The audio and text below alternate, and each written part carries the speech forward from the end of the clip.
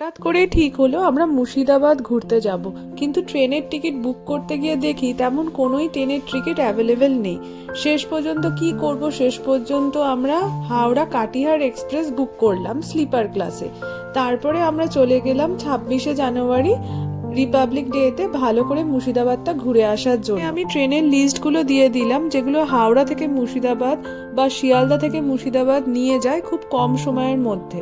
25 তারিখ জানুয়ারির রাত্রিরে আমরা হাওড়া কাটিহার এক্সপ্রেস ধরলাম 11টা 35-এ, আর সেটা আমাদের আজিমগঞ্জে পৌঁছে দিল 4টে মতো। ট্রেন থেকে নেমে হাঁটা লাগালাম ফেরিঘাটের দিকে যাব বলে। ওখান থেকে নৌকা ধরে নদীর ওপারে যাব। নৌকার ওপরে বাঁশের ভেলার মতো কেমন একটা বানানো, এটাকে এক্স্যাক্ট কি বলে আমি ঠিক জানি না, আপনারা যদি জানেন তাহলে কমেন্ট সেকশনে লিখুন। তারপরে আমরা ওখানে ওপারে পৌঁছে আমাদের টোটো অলরেডি বুক করা ছিল, সেই টোটোতে করে হোটেল হিস্টোরিক্যালে আমরা পৌঁছালাম। আমাদের ট্যুরটা ছিল 2 রাত্রি 3 দিনের। আমরা 25 তারিখে 11টা 35-এ ট্রেনে উঠেছিলাম, আর আমাদের ফেরাটা ছিল 27 তারিখে। আমরা শিয়ালদায় এসে পৌঁছালাম 3টে 45-এ ভোরবেলাতে। প্রথম দিন আমরা দেখে নিয়েছিলাম খোশবাগ, মহাপ্রভু জগৎবন্ধু ধাম, কিরিটেশ্বরী মন্দির, গুপ্ত মন্দির, কাশিমবাজার রাজবাড়িতে লাঞ্চ করে তারপর আমরা শপিং করতে বহরমপুরে চলে গেলাম। এর দিন মানে 26শে জানুয়ারি আমরা ঘুরতে বেরোলাম। প্রথম যে জায়গাটায় আমরা গেলাম সেটা হচ্ছে খোশবাগ। খোশবাগে সিরাজউদ্দৌলা ও তার পরিবারের সকলের সমাধি আছে।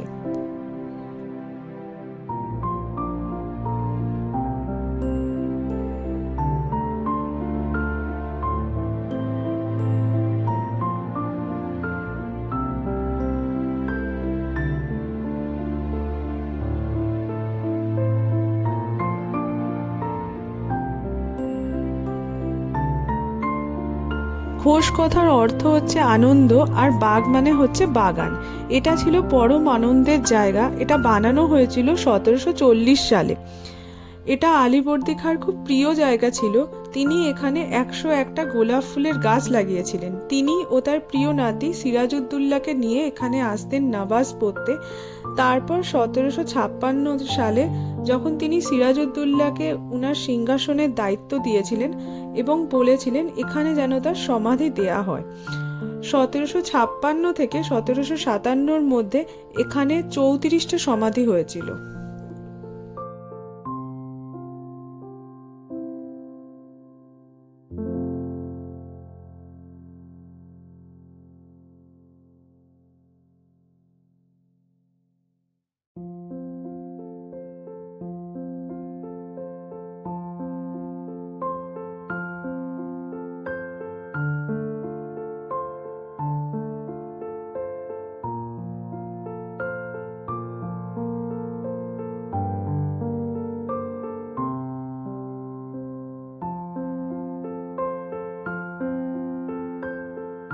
সব কথাগুলোই আমরা যে গাইড নিয়েছিলাম উনার থেকে আমরা জানতে পারি। এখন যে সমাধিটা দেখানো হচ্ছে এটা হচ্ছে সিরাজউদ্দৌলার দাদু আলীবর্দী খাঁর সমাধি। যে সমাধিটা দেখছি এটা হচ্ছে বাংলার শেষ স্বাধীন নবাব সিরাজউদ্দৌলার সমাধি। উনি চেয়েছিলেন যাতে উনার সমাধি উনার দাদুর পাশেই হয়, তাই জন্য উনার সমাধি এখানে করা হয়েছে।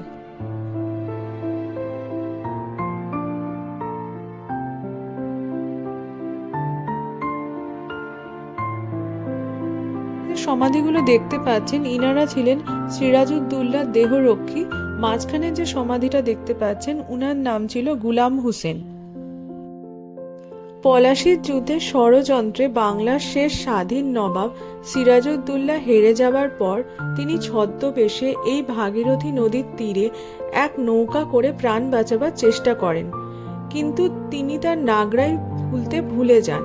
মাঝি সেই নাগরাই দেখে বুঝে যান যে তিনি আসলে নবাব, আর লোভ সামলাতে না পেরে মির্জাফরের হাতে নবাবকে ধরিয়ে দেন। পরে বকশিস হিসাবে সেই মাঝিকেও মির্জাফররা হত্যা করে। এটা সেই মাঝিরই সমাধি। তারপরে আমরা গেলাম শ্রী শ্রী জগৎবন্ধু ধামে। ওখানে আমরা কিছুক্ষণ ছিলাম। ওখানে দেখলাম খুব সুন্দর ফুলের বাগান, অনেক ধরনের ফুল আছে, যদিও ওই সময় মন্দির বন্ধ ছিল। আমরা ফুলের বাগানেই ওখানে কিছু ফটো তুললাম, তারপরে আমরা এদিক ওদিক একটু ঘুরে নিলাম। তারপরে আমরা কিছুক্ষণ ওখানে থাকার পরে আমরা বেরিয়ে এলাম।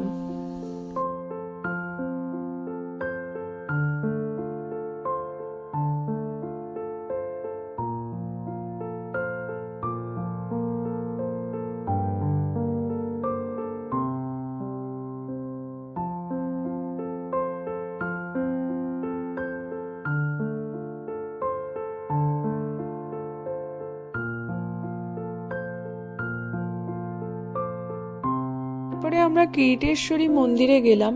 এটি 51টি শক্তিপীঠের মধ্যে একটি শক্তিপীঠ। এখানে মায়ের কিরিট পড়েছে। তারপরে আমরা এখানে পুজো দিলাম, প্রসাদ খেলাম। তারপরে আমরা কিছুক্ষণ ঘুরলাম। এখানে অনেক কটা মন্দির আছে, সবকটা মন্দিরে আমরা ঘুরলাম। তারপরে আমরা এখান থেকে বেরিয়ে এলাম। মা এখানে কিছু সময় থাকে, আর কিছু সময় বছরে মা গুপ্ত মন্দিরে থাকে। তো আমরা তার পরবর্তী গন্তব্যস্থল গুপ্ত মন্দিরটাও ঘুরে নিলাম।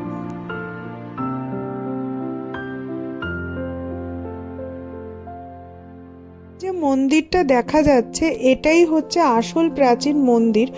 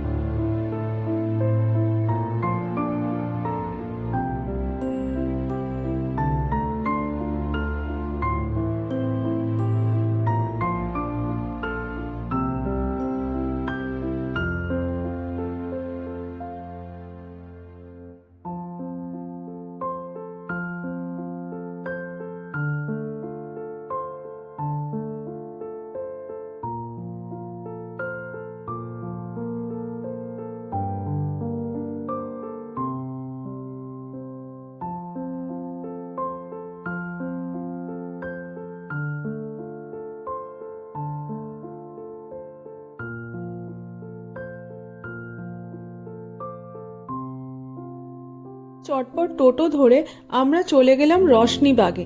সেখানে বাংলার দ্বিতীয় নবাব সুজাউদ্দিনের সমাধি আছে। 1735 থেকে 1739 সাল পর্যন্ত এই 14 বছর তিনি বাংলা, বিহার, উড়িষ্যার নবাব ছিলেন। উনি ছিলেন মুর্শিদ কুলি খাঁর জামাই।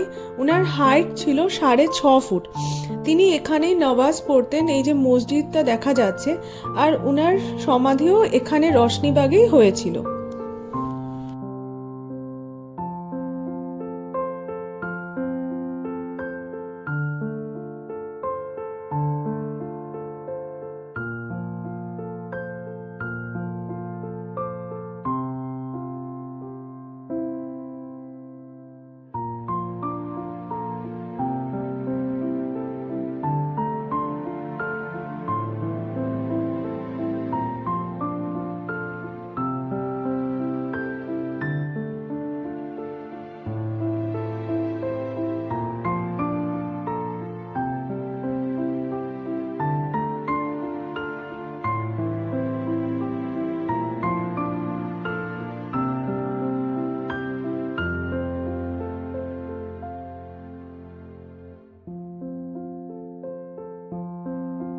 আমরা পৌঁছে গেলাম কাশিমবাজার রাজবাড়িতে। ওখানে গিয়ে আমরা লাঞ্চটাও সেরে নিলাম। এটাকে হেরিটেজ হোটেলের তকমা দেয়া হয়েছে। আপনারা চাইলে ওখানে রাতও কাটাতে পারেন, কিন্তু আমাদের লাঞ্চের এক্সপিরিয়েন্সটা খুব একটা ভালো ছিল না। কিন্তু জায়গাটা অসম্ভব সুন্দর ছিল, না দেখলে বিশ্বাস হবে না। আচ্ছা, একটা কথা, আমার ভিডিওটা যদি ভালো লেগে থাকে প্লিজ লাইক, শেয়ার আর সাবস্ক্রাইব করে নেবেন। আর কোনো প্রশ্ন থাকলে বা সাজেশন থাকলে আপনারা কমেন্ট সেকশনে লিখতেই পারেন। এবার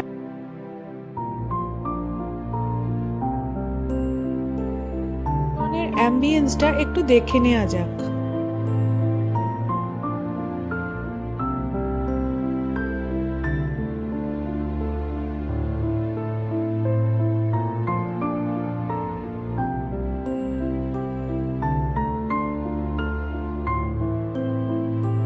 আসি এই রাজবাড়ির ইতিহাসে। মুর্শিদাবাদ তখন অবিভক্ত বাংলার রাজধানী। আলীবর্দী খাঁর রাজত্বকালে দীনবন্ধু রায় এই সুবিশাল প্রাসাদটি নির্মাণ করেন। দেশি বিদেশি বণিকদের খুব পছন্দের জায়গা ছিল কাশিমবাজার। এর ভিতরে মন্দিরও আছে, আর এর সামনের জায়গাতে শুধু ফটো তোলা অ্যালাও আছে। এটি ছোট রাজবাড়ি নামে পরিচিত। পিছনের দিকে বড় রাজবাড়ি আছে, যেটা দেখার জন্য 50 টাকা করে আপনাদের টিকিট কাটতে হবে। আর সাথে একজন গাইড সবকিছু দেখাবে, কিন্তু সেখানে কোনো ফটো তোলা অ্যালাও নেই।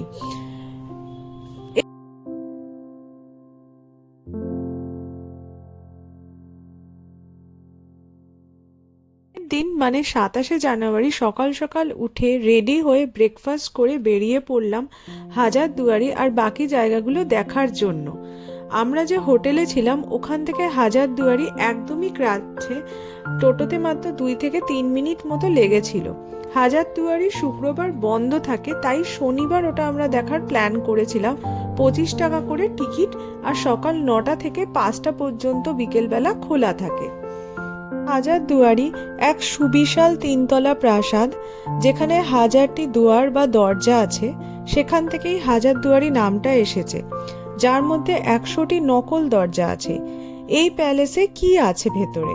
এই প্যালেসে কোনো হিরে বা কোনো সোনার জিনিস নেই, আছে আইভরির জিনিস, আর আছে দেশি বিদেশি বিখ্যাত শিল্পীদের অয়েল পেন্টিং। আমরা গাইড নিয়েছিলাম, উনি 150 টাকা মতো নিয়েছিলেন আমাদের থেকে। আমরা প্রায় 10 জন মতো ছিলাম। উনার থেকেই এই সব তথ্যগুলো আমরা জানতে পারি। ডান দিকে সাদা রঙের ইমামবাড়া দেখা যাচ্ছে, এটি মুসলমানদের ধর্মস্থান। এই ইমামবাড়া বছরে 10 দিনের জন্য খোলা থাকে মহরমের সময়। 1847 সালে এটি তৈরি হয়। এর খরচ হয়েছিল প্রায় 6 লক্ষ টাকা মতো। বঙ্গের মধ্যে সবচেয়ে বড় ইমামবাড়া এটি। এটার দৈর্ঘ্য বা লেন্থ হচ্ছে প্রায় 207 মিটার। মাঝখানে রয়েছে ক্লক টাওয়ার, যার চারদিকে 4টে ঘড়ি ছিল আগে, কিন্তু এখন শুধু সামনেরটাই রয়ে গেছে। সেটাও আবার খারাপ হয়ে গেছে, চলে না। 1838 সালে তৈরি হয় এই ক্লক টাওয়ার। সামনে ভাগীরথী নদী। নাবিকরা যখন এখান দিয়ে যাওয়া আসা করতেন, তখন এই ক্লক টাওয়ার দেখে তারা সময়টা বুঝতে পারতেন। এটি বিদেশি কামান, মনে করা হয় ইংরেজরা পলাশির যুদ্ধের সময় এটা ব্যবহার করেছিল।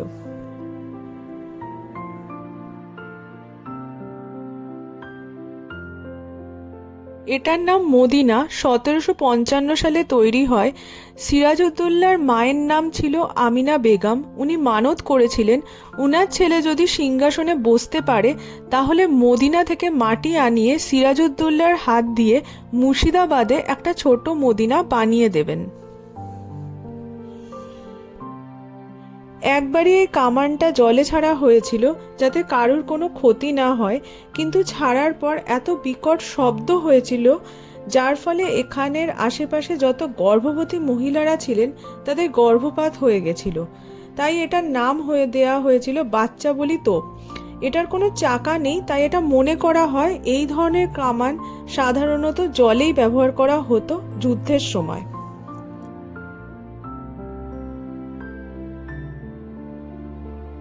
হলুদ মসজিদ, এটা সিরাজউদ্দৌলার সময় তৈরি হয়।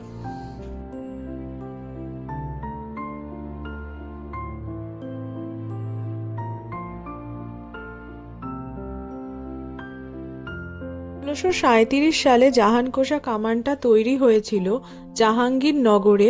মুর্শিদকুলি খাঁ যখন মুর্শিদাবাদে আসেন তখন তিনি এই কামানটাকে সাথে করে নিয়ে আসেন। এর ওয়েট ছিল 7 টনেরও বেশি, লম্বা 5.5 মিটার। 4টে চাকা ছিল এতে। কোথাও নিয়ে যেতে হলে 6টা হাতি দিয়ে এটাকে এক জায়গা থেকে আরেক জায়গায় নিয়ে যেতে হতো।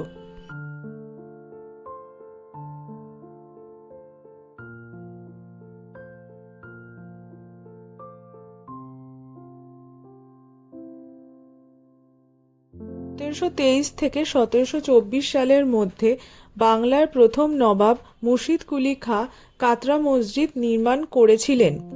এখানে দুটো মিনার দেখতে পাচ্ছেন। আগে এখানে 4টে মিনার ছিল, কিন্তু 1897 সালের ভূমিকম্পে পেছনের দুটো মিনার নষ্ট হয়ে যায়। এখানে অনেক ছোট ছোট ঘর বা কক্ষ দেখতে পাচ্ছেন, সেগুলোতে ছাত্রদের পড়াশোনা করার জন্য তৈরি হয়েছিল।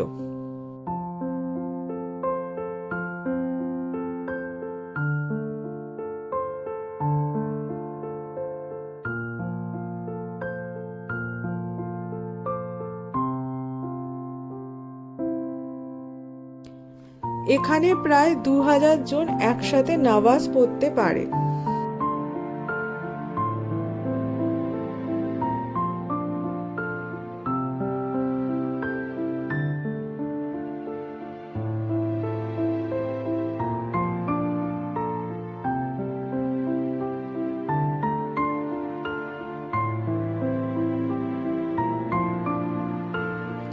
এই যে আমরা এখানে সিঁড়ি দেখছি, এই সিঁড়ির নিচেই বাংলার প্রথম নবাব মুর্শিদ কুলি খাঁর সমাধি দেয়া হয়।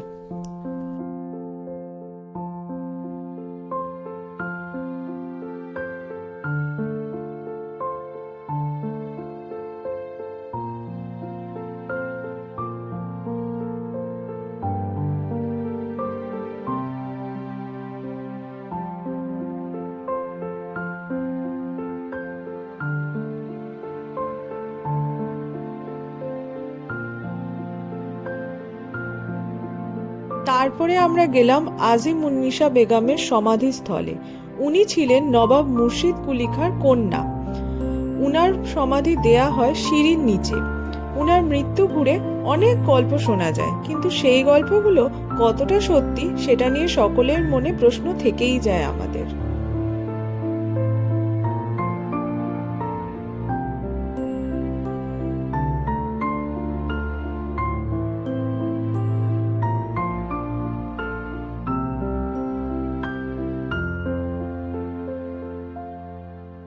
যে গেটটা দেখা যাচ্ছে ওটা মসজিদের গেট ছিল, সামনে মসজিদ ছিল, কিন্তু পরে মসজিদটা নষ্ট হয়ে যায়, এখন শুধু গেটটা রয়ে গেছে।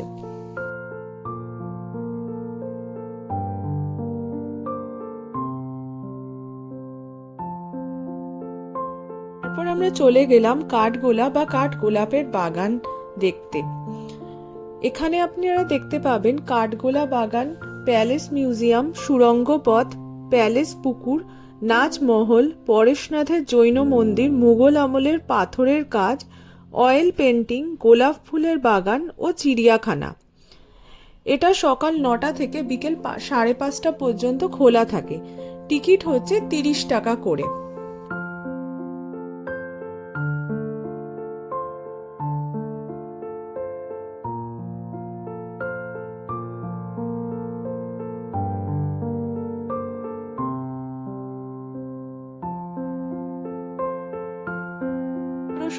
সালে এটি তৈরি হয়। বাংলার শেষ নবাব সিরাজউদ্দৌলার মৃত্যুর 23 বছর পর 1780 সাল, তখন মুর্শিদাবাদের নবাব মির্জাফরের ছেলে মোবারকউদ্দৌলা, তখন ব্রিটিশ পিরিয়ড, 4 কোণায় 4টে মূর্তি এখানে দেখা যায়। তারা রাজস্থান থেকে এসেছিলেন, 4 ভাই ছিলেন। এরা লিজে জমি নিয়েছিলেন। এদের মেন ব্যবসা ছিল কাঠের ফার্নিচার তৈরি করা আর গোলাপ ফুলের বাগান। তাই এই গোলাপ আর কাঠকে নিয়ে রাখা হয়েছিল কাঠগোলাপের বাগান।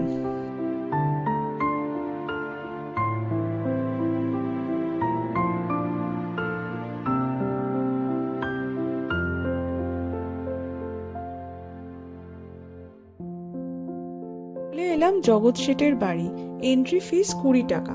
ভিতরে ছবি তোলা নিষেধ, একমাত্র বাইরের জায়গাতেই ছবি তোলা অ্যালাউ আছে। এখানে চা কফি স্ন্যাক্সেরও দোকান আছে, আপনারা চাইলে কিছুক্ষণ বসে চা কফি খেয়েও সময়টা কাটাতে পারেন।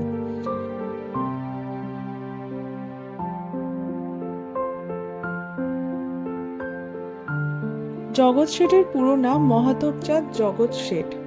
তিনি টাকা ধার দিতেন নবাবদের, দরকারে ব্রিটিশদেরও টাকা ধার দিতেন। এতটাই সম্পদশালী ছিলেন জগৎ শেঠ। কাঠগোলা বাগানের সুড়ঙ্গ পথ নাকি জগৎ শেঠের বাড়ি পর্যন্ত চলে গেছে। তিনি ছিলেন পলাশীর যুদ্ধের ষড়যন্ত্রে একজন অন্যতম ব্যক্তি। পলাশীর যুদ্ধে তিনি ইংরেজদের সাহায্য করেছিলেন এবং বাংলার শেষ নবাব সিরাজউদ্দৌলাকে পরাজিত করার পেছনেও উনার হাত ছিল। এখানে এলে গুপ্ত সুড়ঙ্গ পথও দেখতে পাবেন। ভিতরে আছে খুব সুন্দর ফার্নিচার, ঢাকাই মসলিন এবং আরও অনেক ঐতিহাসিক নিদর্শন।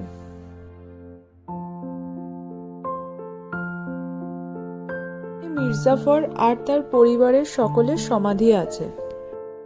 একদম শেষে গেলাম মতিঝিল পার্কে লাইট অ্যান্ড সাউন্ড শুনবো বলে, কিন্তু গিয়ে হতাশ হয়ে গেলাম কারণ লাইট অ্যান্ড সাউন্ড বন্ধ ছিল।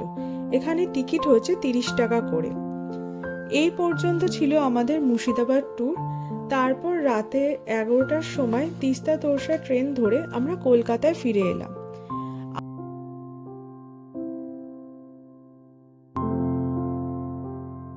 অনেক কিছু জানতে পেরেছি এই মুর্শিদাবাদ ট্যুরে গিয়ে। বইয়ের পাতায় যেগুলো পড়েছিলাম সেগুলো সামনে থেকে দেখলাম। আপনারা অবশ্যই জানাবেন আপনাদের এই ভিডিওটা কেমন লাগলো, আর অবশ্যই লাইক, শেয়ার আর সাবস্ক্রাইব করে নেবেন আমার এই চ্যানেলটাকে। Thank you.